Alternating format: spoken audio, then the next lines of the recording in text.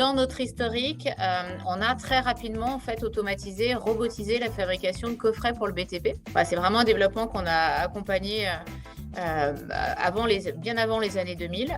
Évidemment, après, on continue à se mettre à jour, à se mettre à la pointe avec des nouveaux robots, des nouveaux process, des nouvelles méthodes, etc.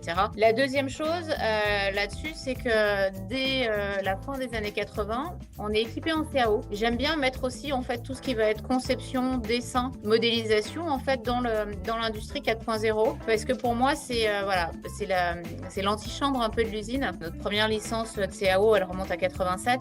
À l'époque, on n'était pas très nombreux à être équipés en CAO, donc encore là, voilà, on était pionniers sur ce sujet-là. Et puis la dernière, parce que je pense que c'est suffisamment important aussi dans nos métiers. Cette année, donc on est en train de finaliser la mise au point d'un îlot robotisé d'assemblage et de collage pour des pièces de grande dimension. Là, pareil, donc sur des grosses PME, c'est des moyens qui sont assez innovants par le process, mais également en fait par la mise en œuvre. Et puis derrière, qui permettent, on parle beaucoup on reparle d'industrie en ce moment, mais qui permettent évidemment d'avoir un process répétable et compétitif. Donc, il y a un exemple notamment qui a attiré beaucoup de monde lors du salon, donc je reviens un petit peu dessus.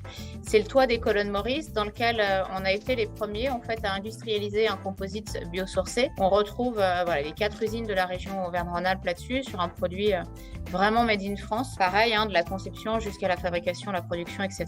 Avec des tailles de série. Donc ça, c'est un premier exemple d'innovation. Et puis le deuxième, en ce moment, on a développé et mis au point un plancher pour l'accès en fait de mobilité pour Renault Tech sur un véhicule, donc qui permet du coup d'accéder au fauteuil roulant à l'arrière d'un véhicule.